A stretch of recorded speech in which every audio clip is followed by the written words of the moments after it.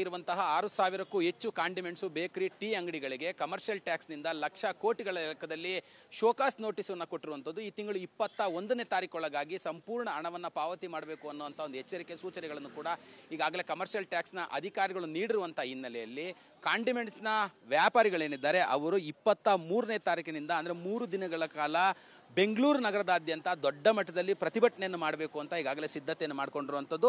23ನೇ ತಾರೀಕು ರಾಜ್ಯಾದ್ಯಂತ ಇರುವಂತಹ ಎಲ್ಲ ಬೇಕರಿ, ಕಾಂಡಿಮೆಂಟ್ಸು, ಹೋಟೆಲ್ ಈ ಥರದ ಎಲ್ಲದರಲ್ಲೂ ಕೂಡ ಹಾಲಿನ ಉತ್ಪನ್ನಗಳನ್ನು ಬಹಿಷ್ಕರಿಸಿ ವ್ಯಾಪಾರವನ್ನು ನಿಷೇಧಿಸುವಂಥದ್ದು ಒಂದು. ಎರಡನೇದು 24ನೇ ತಾರೀಕು ಟೀ, ಸಿಗರೇಟು, ಗುಟ್ಕಾ ಇದೆಲ್ಲದರ ವ್ಯಾಪಾರವನ್ನು ಕೂಡ ಬಂದ್ ಮಾಡುವಂಥದ್ದು. 25ನೇ ತಾರೀಕು ಸಂಪೂರ್ಣವಾಗಿ ಅಂಗಡಿ ಮುಗ್ಗಟ್ಟುಗಳನ್ನು ಬಂದ್ ಮಾಡಿ ಫ್ರೀಡಮ್ ಪಾರ್ಕ್ನಲ್ಲಿ ಪ್ರತಿಭಟನೆ ಮಾಡಲಿಕ್ಕೆ ಈಗಾಗಲೇ ಸಿದ್ಧತೆಯನ್ನು ಮಾಡಿಕೊಂಡಿರುವಂಥದ್ದು. ಆ ನಿಟ್ಟಿನಲ್ಲಿ ಬೆಂಗಳೂರಿನಲ್ಲಿರುವಂತಹ ಸಾವಿರಾರು ಅಂಗಡಿ ಮಾಲೀಕರ ಬಳಿ ತೆರಳಿ ಶೋಕಾಸ್ ನೋಟಿಸ್ ಬರ್ತಿರುವಂತಹ ಹಿನ್ನೆಲೆಯಲ್ಲಿ 25ನೇ ತಾರೀಕು ತಾವು ಸಂಪೂರ್ಣವಾಗಿ ನಮ್ಮ ಹೋರಾಟಕ್ಕೆ ಬೆಂಬಲವನ್ನು ಕೊಡಬೇಕು. 25ನೇ ತಾರೀಕು ಅಂಗಡಿ ಮುಗ್ಗಟ್ಟುಗಳನ್ನು ಬಂದ್ ಮಾಡಿ ಬೆಳಗ್ಗಿನಿಂದಲೇ ನಮ್ಮ ಜೊತೆಯಲ್ಲಿ ಫ್ರೀಡಮ್ ಪಾರ್ಕ್ನಲ್ಲಿ ನಡೆಯುವಂಥ ಪ್ರತಿಭಟನೆಯಲ್ಲಿ ಭಾಗಿಯಾಗಬೇಕು ಅನ್ನೋಂಥ ಒಂದು ಮನವಿ ಮತ್ತು ಕರಪತ್ರಗಳನ್ನು ಕೂಡ ಹಂಚ್ತಾ ಇರುವಂಥದ್ದು.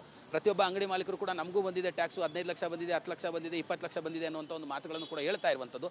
ಈ ಬಗ್ಗೆ ಮಾತಾಡಲಿಕ್ಕೆ ನನ್ನ ಜೊತೆಯಲ್ಲಿ ರವಿಶೆಟ್ಟಿ ಬೈಂದೂರವರು ಕೂಡ ಇದ್ದಾರೆ. ಸರ್, ಏನು ಈ ಮನವಿ ಪತ್ರ, ಏನು ಹೇಳ್ತಿದ್ದಾರೆ ಅಂಗಡಿ ಮಾಲೀಕರು ಅಂತ, ತಮ್ಮ ಪ್ರತಿಭಟನೆ ಯಾವ ಥರವಾಗಿರುತ್ತೆ? ಏನಂದರೆ ಇಡೀ ಕರ್ನಾಟಕ ರಾಜ್ಯಾದ್ಯಂತ ಈ ಅಭಿಯಾನಕ್ಕೆ ಬಹಳ ದೊಡ್ಡ ಯಶಸ್ಸು ಸಿಗ್ತಾ ಇದೆ.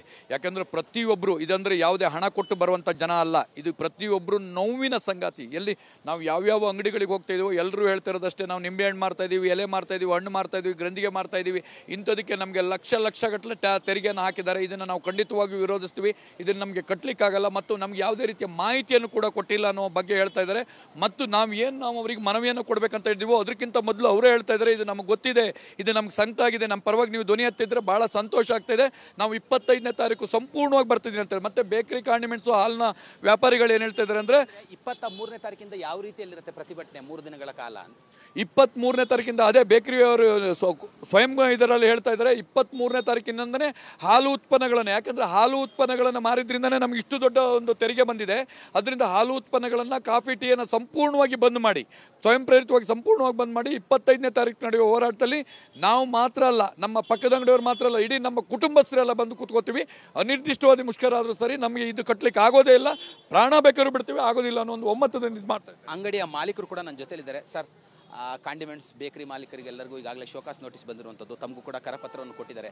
ತಮಗೂ ಏನಾದರೂ ಶೋಕಾಸ್ ನೋಟಿಸ್ ಬಂದಿದೆಯಾ? ತಾವು ಈ ಪ್ರತಿಭಟನೆಯಲ್ಲಿ ಯಾವ ರೀತಿ ಭಾಗಿಯಾಗ್ತೀರಾ? ಈ ಬಂದ್ನಲ್ಲಿ ಸಹಕರಿಸ್ತೀರಾ? ಸರ್ ಹೇಳ್ದಂಗೆ 20ನೇ ತಾರೀಕು ನಾವು ಭಾಗಿಯಾಗ್ತೀವಿ.